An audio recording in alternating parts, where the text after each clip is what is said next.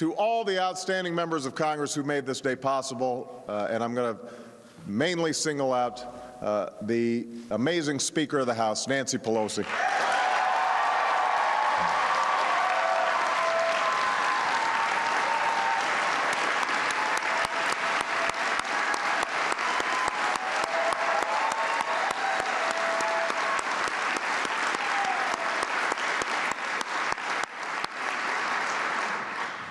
Today, we mark an important milestone on the road to health insurance reform and higher education reform. But more broadly, this day affirms our ability to overcome the challenges of our politics and meet the challenges of our time.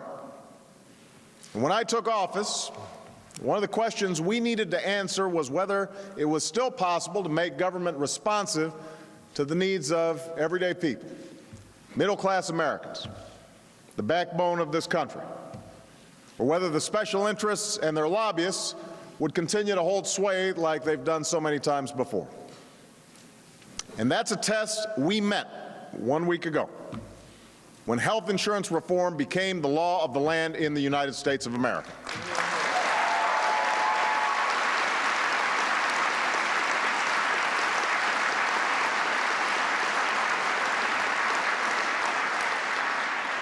And it's a test we met later in the week when Congress passed higher education reforms that will have a tremendous impact on working families and America's future.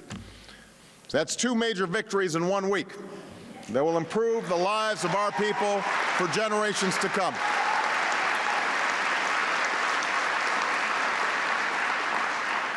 Now, I've said before, and I've repeated this week, the health insurance reform bill I signed won't fix every problem in our health care system in one fell swoop.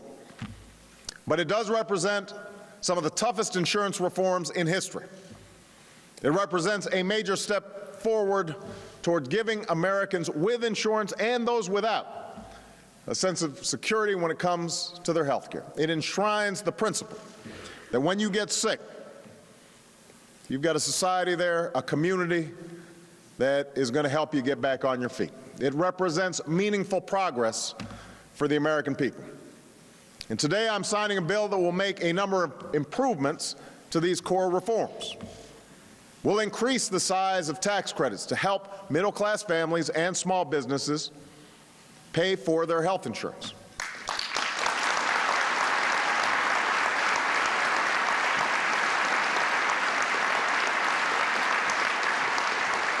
We're going to offer $250 to seniors who fall in the Medicare coverage gap known as the donut hole to help them pay for prescriptions, and that's a first step towards closing that gap completely.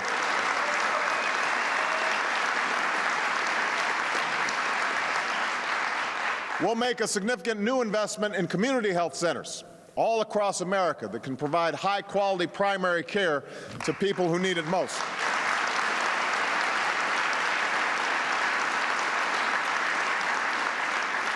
And we'll strengthen efforts to combat waste and fraud and abuse to make sure your dollars aren't lining the pockets of insurance companies when they should be making your health care better.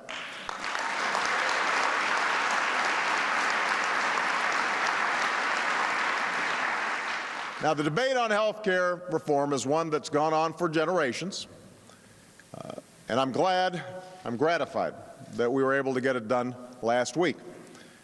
But what's gotten overlooked amid all the hoopla, all the drama of last week, is what happened in education, when a great battle pitting the interests of the banks and financial institutions against the interests of students finally came to an end. You see, for almost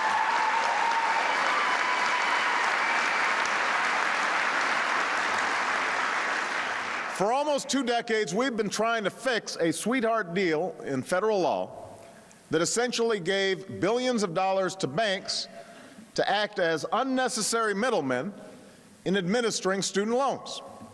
So those are billions of dollars that could have been spent helping more of our students attend and complete college, that could have been spent advancing the dreams of our children, that could have been spent easing the burden of tuition on middle-class families. Instead, that money was spent padding student lenders' profits. Now, it probably won't surprise you to learn that the big banks and financial institutions hired an army of lobbyists to protect the status quo. In fact, Sallie Mae, America's biggest student lender, spent more than $3 million on lobbying last year alone. But I didn't stand with the banks and the financial industries in this fight. That's not why I came to Washington, and neither did any of the members of Congress who are here today. We stood with you. We stood with America's students.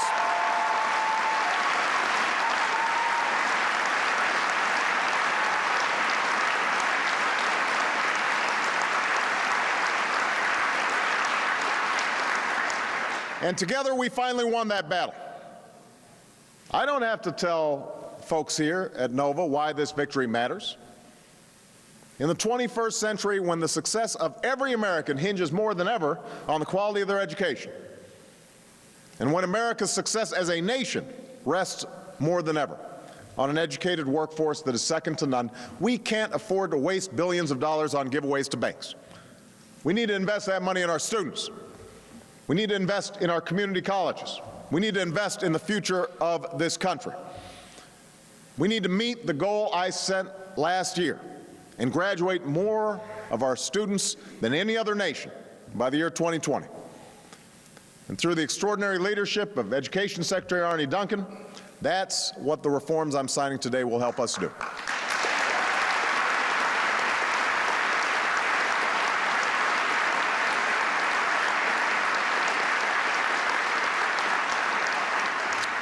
By cutting out the middleman, we'll save American taxpayers $68 billion in the coming years. $68 billion. That's real money. Real savings that we'll reinvest to help improve the quality of higher education and make it more affordable. Now, we've already taken a number of steps through the Recovery Act and through my budget to significantly increase the support provided to young people attending colleges and universities all across the country. And I just, President Templin handed me a sheet just as I walked in, just in case you're wondering whether this makes a difference.